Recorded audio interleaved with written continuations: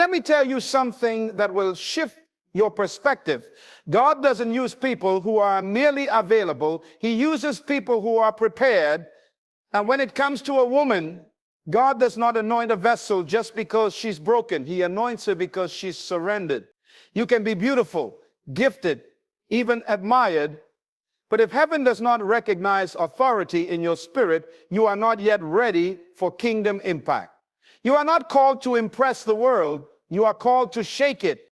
There's a difference between a woman who is present in the crowd and a woman who commands the atmosphere. God uses women who are no longer slaves to attention, applause, or affirmation. When your emotions are detached from who likes you and who doesn't, who calls you and who ignores you, who supports you and who walks away, you are now stepping into divine territory. You are now being sculpted into a vessel God can trust. The greatest women used by God are not controlled by the opinions of others. They are emotionally and spiritually detoxed from the need to be seen. You don't need validation when you already have vision. When your identity is rooted in your Creator, you no longer negotiate with the created. You stop running after people who are not assigned to your destiny.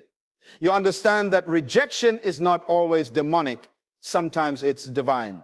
Some of you are in a season of isolation. Don't despise it. That loneliness is not punishment. It's preparation.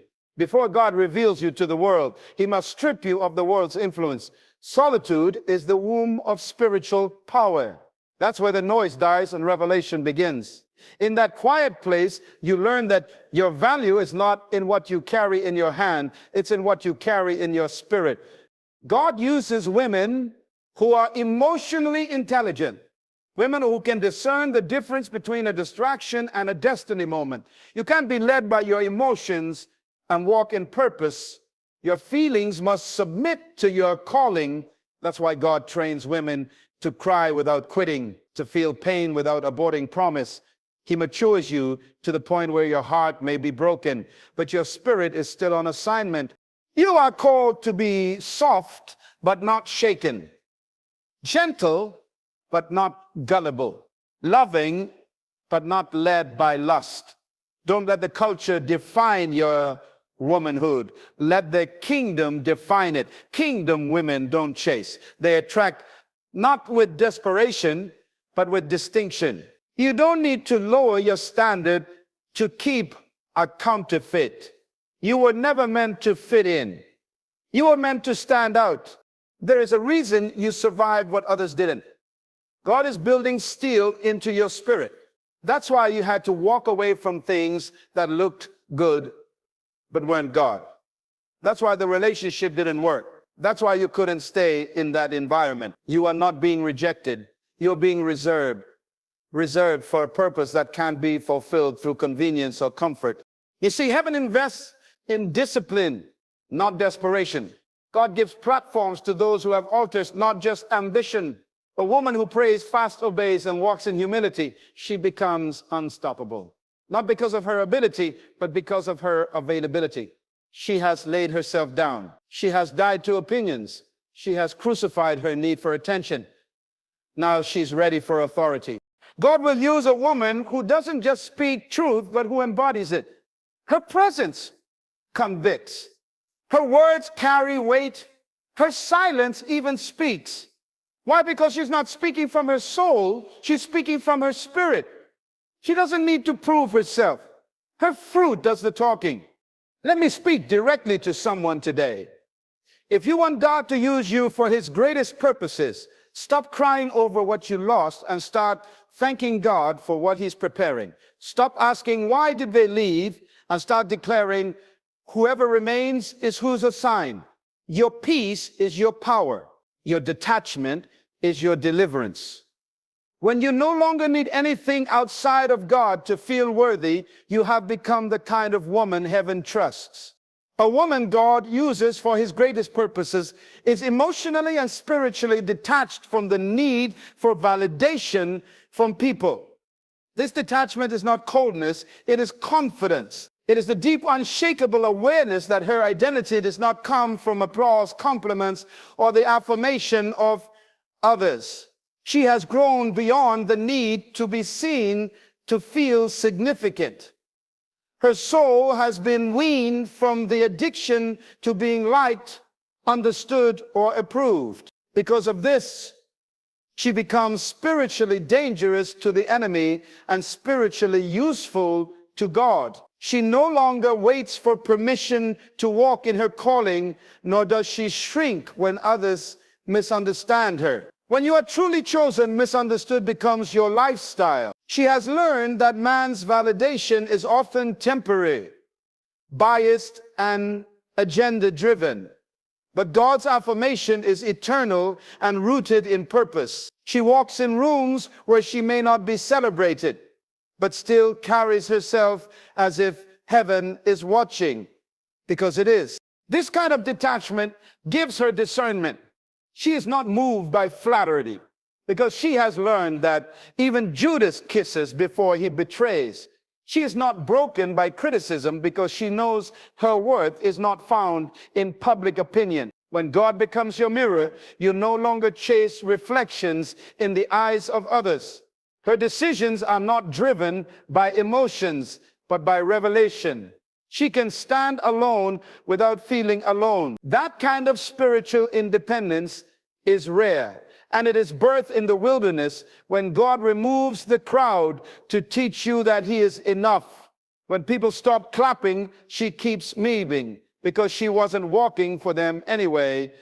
That is the kind of woman God entrusts with influence. Not because she needs the stage, but because she has mastered the secret place. A woman God uses for his greatest purposes understands purpose before pleasure. She is not driven by the desire to feel good in the moment, but by the assignment that demands discipline. She has matured past the need to satisfy temporary emotions because her spirit is anchored in eternity. She chooses calling over comfort, destiny over distraction, and vision over vibes. While others are pursuing relationships to feel loved, she is pursuing alignment to fulfill her mission.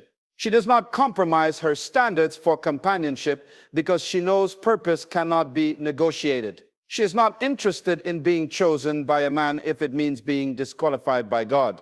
That kind of clarity comes only when a woman has allowed the fire of disappointment to purify her desires. She is not waiting for affection to feel valuable. She already knows she is fearfully and wonderfully made. Her value does not rise or fall based on attention. It is rooted in identity. So when pleasure presents itself outside of purpose, whether it's in the form of flattery, emotional attachment, or false opportunity, she has the strength to walk away. Her yes has weight because she's learned to say no. She understands that anything that costs her purpose is too expensive, no matter how good it feels.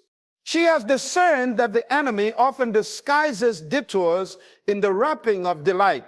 Not every open door is divine. Not every good man is a God man. Not every opportunity is an assignment. And because of that, she prays before she proceeds. She fasts before she feels. She seeks the voice of God before she follows the desires of her heart. Her steps are ordered, not improvised. And in every decision, she asks not, does this please me? But does this fulfill what I was born to do? A woman God uses for his greatest purposes cultivates inner strength in solitude.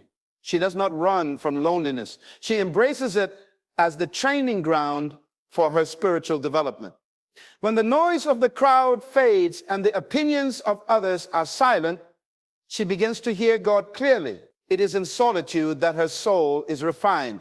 Her motives are tested and her character is forged. She understands that isolation is not always punishment.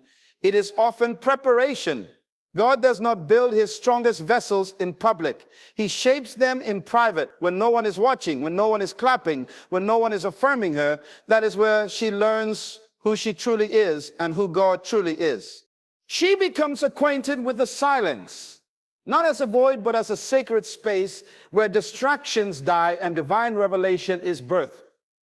She doesn't fill her solitude with noise or people just to avoid the discomfort. She leans into the stillness because she knows it is a sacred invitation. In solitude, She is not lonely, she is hidden. And hiddenness is holy.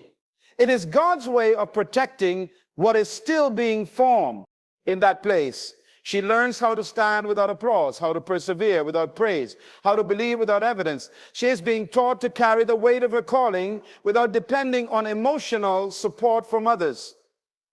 Her inner life becomes strong, unshakable, anchored in the eternal. So when she finally steps into the place God has prepared for her, she doesn't crumble under the pressure because the pressure already trained her. She knows how to walk alone without losing her way. Her solitude didn't break her. It built her. It didn't isolate her. It insulated her for the impact she was destined to make. A woman God uses for his greatest purposes knows how to guard her heart without hardening it. She has learned through pain, betrayal, and disappointment that protection does not mean closing off. It means stewarding what is sacred. Her heart is precious because it carries the dreams, the compassion, the love, and the wisdom that God has placed within her. She refuses to allow the wounds of her past to poison the purity of her purpose. Bitterness does not reside in her spirit because she has chosen healing over hatred, growth over grudges, and discernment over defensiveness. Guarding her heart does not make her cold. It makes her wise. She knows who to let in and who to keep at a distance. She is kind, but not naive. She listens, but she tests every word. She loves deeply, but not recklessly. She doesn't give access to just anyone because access to her heart is access to her power. Her love is valuable because it flows from a place of wholeness, not desperation. She does not love to be completed. She loves because she is already complete in God. This kind of woman has boundaries, not walls. She can smile and still say no. She can forgive and still walk away. She doesn't hold on to people out of fear. She releases what is not aligned with her assignment. She's not afraid of letting go because she trusts that God is the keeper of her connections. Her heart is not controlled by emotion, but governed by wisdom. And because her heart is guarded, it remains sensitive to God. She can still weep, still feel, still love, still believe, without allowing the past to corrupt her present. Her softness is not weakness. It is strength under submission. It is evidence that even though life has tried to break her, it has not made her bitter. A woman God uses for his greatest purposes operates under divine timing, not emotional pressure. She has learned the discipline of waiting, not out of passivity, but from deep trust in God's sovereignty. She is not in a hurry to prove herself, impress anyone, or force outcome. Her spirit is aligned with heaven's calendar, not human expectations. She understands that destiny is not rushed by desire. Even when her emotions scream for action, she yields to the Spirit's whisper that says, "Not yet." Waiting does not frustrate her, it refines her. Delay does not discourage her, it deepens her dependence on God. She has been trained to discern the difference between good timing and God's timing. She refuses to let the pressure of her age, her peers, or her culture push her into premature decisions. She would rather walk alone in alignment than run with the crowd out of fear. She is not manipulated by loneliness, nor is she swayed by opportunities that come dressed in urgency. She doesn't move until heaven moves. She doesn't build until God says build. She doesn't connect until God says now. That level of patience comes from a heart that has been purified of fear. Even when she sees others advancing, she does not envy because she understands that timing is a weapon of heaven. What is delayed is not denied. It is being developed. She trusts that when God opens a door, no man can shut it. And when God withholds something, it's for her protection. She knows how to sit still without becoming stagnant. Her soul is anchored in faith, not impulse. She prays before she proceeds. She listens before she leaps. And when her moment comes, She walks through it with authority, not anxiety, because she knows it's not early, it's not late, it's God's time. A woman God uses for his greatest purposes is submitted, but not silenced.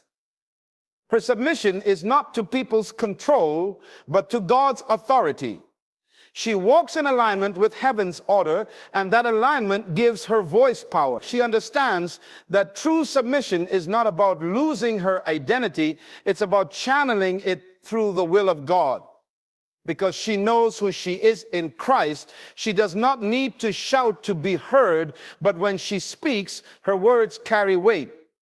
She speaks with conviction, not emotion. Her voice is not reactive, it's revelatory. She has learned when to speak and when to stay silent, not out of fear, but out of wisdom. She is not suppressed, she is strategic. She knows her voice is not just for conversation, but for commission. God has placed something in her mouth that can break chains, shift atmospheres, and birth nations. She is not intimidated by strong voices around her because she knows her assignment is not to echo, but to declare. Her silence is not weakness, it is warfare. And when she opens her mouth, she speaks from a well that has been filled in secret. She is not silenced by culture, by tradition, or by trauma. She is not limited to background roles when God has called her to frontline battles. Her submission empowers her. It does not erase her. She respects divine order, but she refuses to bury her voice in the name of false humility. She has crucified pride, but not her purpose. She knows she was not just created to serve, but to lead, to intercede, to influence, and to speak on behalf of heaven. Her voice is not for entertainment. It is an instrument of impact. And when God has approved you, you don't need anyone else's permission to speak. A woman God uses for his greatest purposes carries kingdom identity, not cultural imitation. She does not pattern her life after trends, social standards, or worldly applause. She is not moved by the shifting definitions of womanhood offered by society. She is anchored in the eternal truth of who God says she is. She is not chasing popularity. She is pursuing purpose. Her sense of self does not come from fashion, fame, or followers. It comes from revelation. She has seen herself in the mirror of the Word, and that reflection is enough.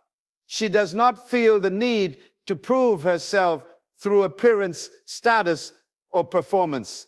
Her confidence is quiet because it's rooted in truth, not noise. Culture may try to define her by her relationship status, her body, her career, or her past, but she knows none of those things determine her worth. She is not imitating celebrities.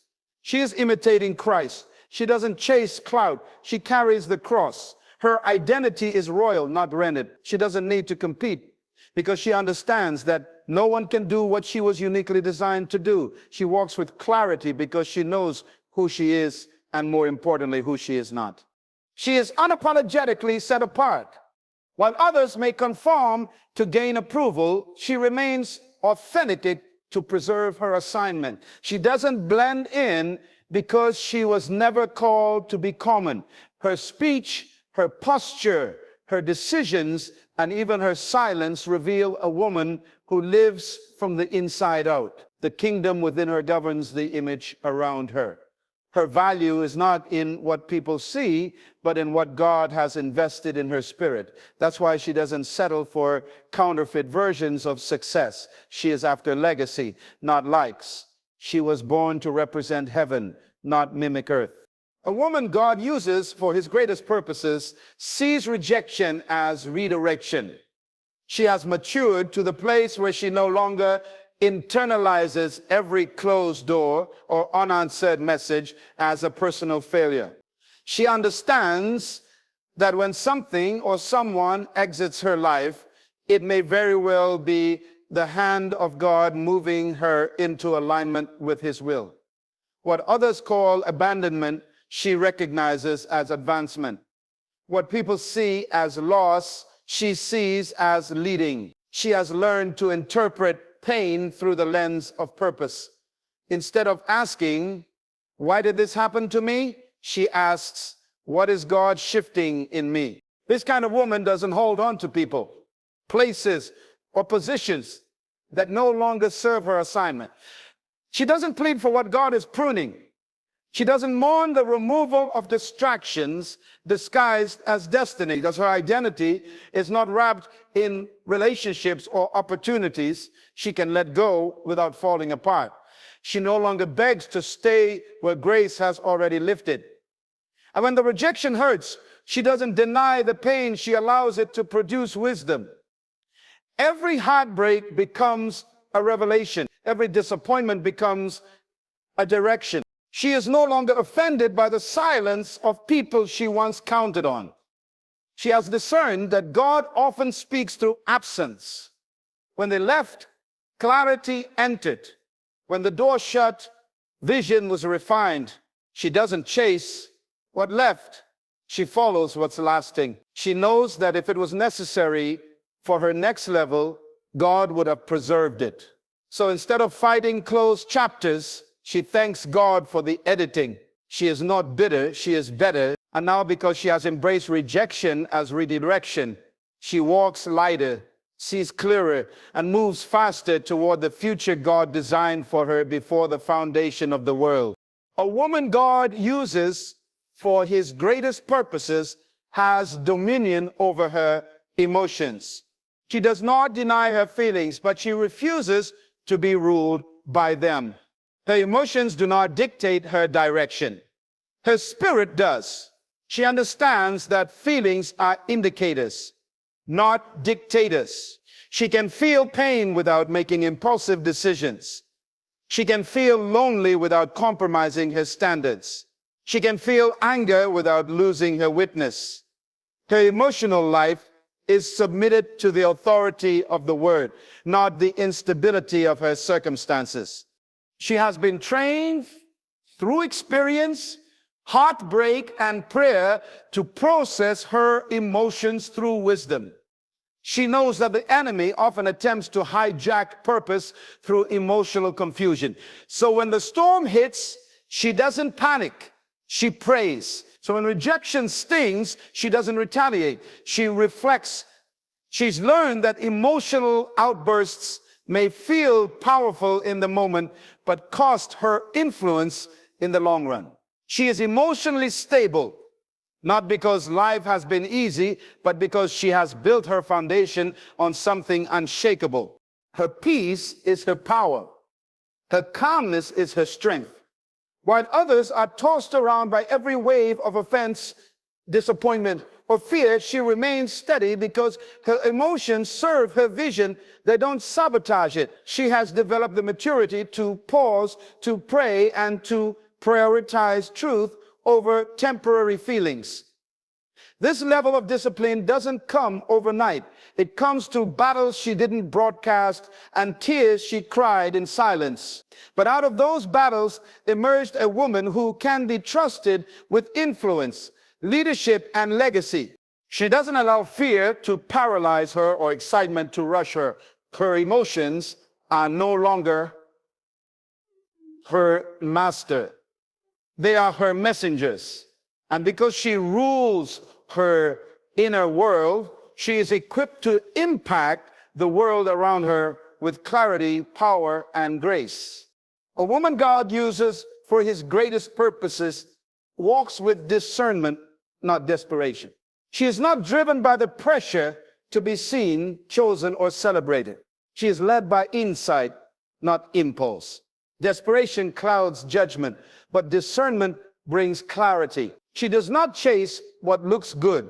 She waits for what is God. She knows that urgency is often the language of deception, while peace is the language of the Spirit.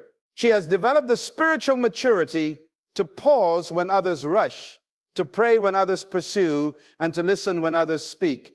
She recognizes that every opportunity is not a divine assignment.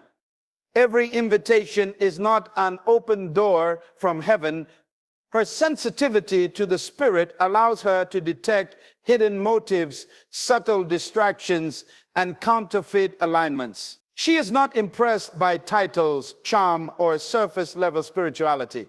Her spirit discerns what her eyes cannot see.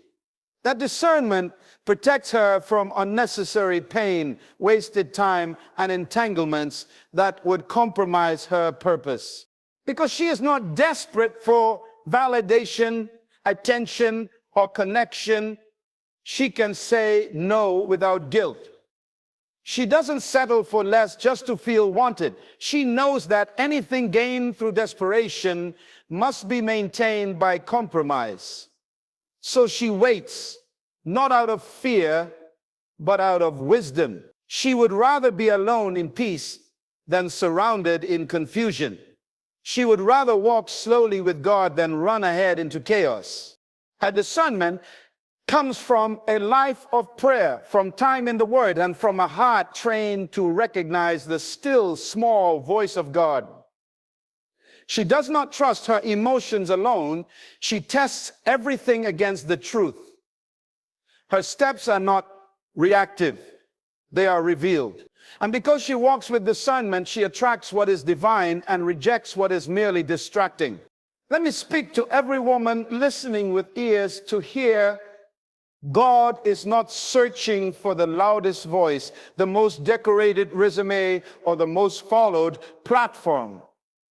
He is searching for a woman who is set apart, a woman who has died to people's opinions, who has let go of cultural templates, and who has surrendered her emotions, her timing, her heart, and her identity to the one who created her. Heaven does not invest in the casual. It anoints the consecrated. If you want to be used for God's greatest purposes, you must be willing to be hidden, molded, pruned, and prepared until the oil on your life is not for display, but for dominion. You are not here to be popular. You are here to be powerful. And power comes through purity, through process, through purpose. So rise up not with noise, but with knowing. You were not created to blend in with culture. You were born to shift it. Let the world chase approval. You chase the assignment. Because when God finds a woman like that, hell trembles and heaven moves.